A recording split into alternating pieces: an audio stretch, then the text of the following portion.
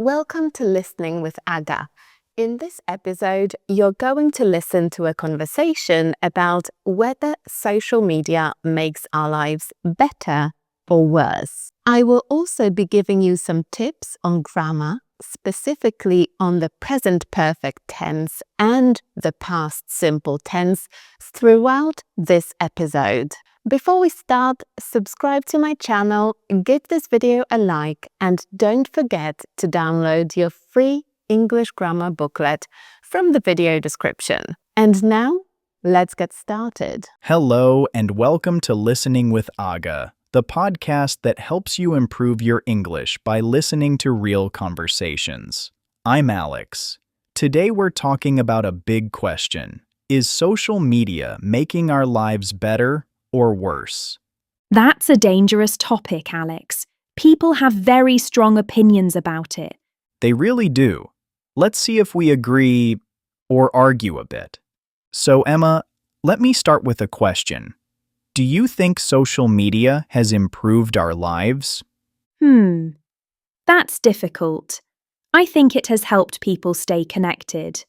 For example, I have stayed in touch with friends from university because of social media. So Emma has just said, I have stayed in touch with friends from university because of social media. So she used the present perfect tense. I have stayed in touch. And the present perfect is for talking about something that started in the past and continues until the present. And it's still true now. So she has stayed in touch, which means she was in touch with her friends in the past. She continued to be in touch with her friends, and she is still in touch with her friends now. That's true. I have also found old school friends online. Some of them moved to different countries years ago. Exactly. Before social media, it was much harder to keep in contact. Yes, but there is another side. I spent 3 hours on my phone last night scrolling through videos. So Alex said, I spent 3 hours on my phone last night. So he used the past simple tense. And the past simple is for talking about specific moments in the past. So I spent 3 hours scrolling on social media. It is in the past. It is not connected to the present at all. And he also said last night, which is a specific moment in the past. It is completely separate from the present. 3 hours? What were you watching? Honestly, I don't even remember. A cat dancing, someone cooking pasta, and a man building a tiny house for a hamster. A tiny house for a hamster? That sounds impressive. It was, but afterwards I thought, what have I done with my evening? I know the feeling. I have had the same experience. Sometimes I open an app just for 5 minutes, and suddenly 1 hour has disappeared. Exactly. Social media has changed the way we spend our free time. So Alex has just said social media has changed the way we spend our free time. And that's again the present perfect tense. So we also use this tense to talk about something that happened in the past and has consequences in the present. It means we can see the change. We can see that things are different. And that's the consequence of those past events. So something changed and it has consequences in the present. And that's why Alex used the present perfect tense. Yes, but it has also created opportunities. For example, many people have started businesses online. That's true. My cousin started a small cake business last year. She posted photos of her cakes online, and people loved them. That's amazing. So social media helped her find customers. Yes, it did. In fact, she sold more than 50 cakes in her first month. Wow! That's impressive. But not everything is positive. Social media has also made people compare their lives with others. Yes, that's a big problem. People often post only the best moments of their lives. Exactly. Perfect holidays, perfect food, perfect faces. Perfect lighting? Yes, but real life isn't like that. Definitely not. Last week, I tried to cook a perfect meal I saw online. Let me guess. It didn't look the same? Not even close. The video showed a beautiful pasta dish.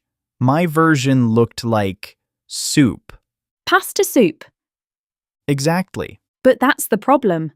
We see perfect pictures online and we think everyone else has an amazing life. That's true. Some studies have shown that social media can affect people's mental health. Yes, some teenagers have felt more anxious because they spend a lot of time online. So here, Emma also used the present perfect. She said some teenagers have felt more anxious because they spend a lot of time online. So they have felt anxious. It means they started feeling anxious in the past and they still feel anxious now. So here, the present perfect is for talking about something that started in the past, continued, and is still true in the present. On the other hand, social media has helped people share important information. That's a good point. During big events, people have shared news very quickly online. Yes, and people have organized charity events and community projects through social media. I have seen that too. A friend of mine organised a charity run last year. She promoted it online and hundreds of people joined. That's fantastic. It is. So maybe the real question isn't whether social media is good or bad. Interesting. What do you mean? I think it depends on how we use it. I agree. If you use it to learn something or connect with people, it can be great. But if you spend hours scrolling and comparing yourself to others, Then it becomes a problem. exactly. I have tried to reduce my screen time recently. Oh, really? How has that gone? Well, I downloaded an app that limits my time on social media. That sounds helpful. It was helpful for about 2 days. What happened after that? I turned the limit off. Alex, I know, but I have started reading more books instead. that's good. I think balance is the key. Yes, social media is a tool, like a knife in the kitchen. That's an interesting comparison. Well, a knife can help you cook dinner. Or cut your finger. Exactly. I think another important thing is remembering that social media isn't real life. Yes, people show a small part of their lives online. The best part. Exactly. I have posted photos from holidays, but I didn't post the moment when my suitcase broke at the airport. That sounds like a story. It was terrible. The suitcase opened and my clothes fell everywhere. The suitcase opened and my clothes fell everywhere. So here, Emma is telling a story, and she used the past simple to talk about the different parts of the story. So she's talking about something in the past. It's completely separate from the present. It happened at a specific point in the past. And usually when we tell stories, we talk about different events that happened one after another. So one of those events was that the suitcase opened and clothes fell everywhere. Oh no. Yes, but online people only saw the beautiful beach photo later. Social media magic. Exactly. So, if you had to choose, Emma, do you think social media has made life better or worse? I think it has made life different. Here's another example of the present perfect. I think it has made life different. So again, we've got something that happened in the past, and you can see the consequences of this in the present. Life is different. We can see the consequence, and that's why we've got the present perfect here. That's a clever answer. Thank you. Personally, I think social media has brought people closer in some ways. But it has also distracted us a lot. Yes, maybe the best solution is simple. What's that? Use social media, but don't let it use you. That sounds like something you saw on social media. It probably is. Let's look at 3 useful phrases that appeared in our conversation. The first phrase is, I know the feeling. I said this when Alex talked about spending too much time on his phone.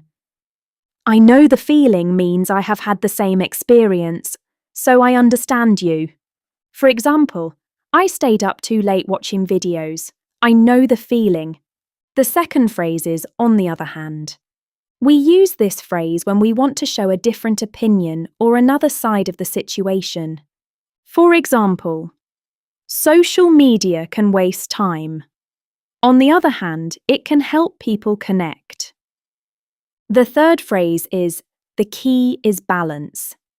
This means the most important thing is finding the right amount of something. For example, work is important, but the key is balance between work and free time. Try to listen for phrases like these when you watch films or listen to podcasts in English. Before we finish, here's a question for you. What funny animal video did I say I watched online? Listen again if you need to, and check the video description to find the correct answer.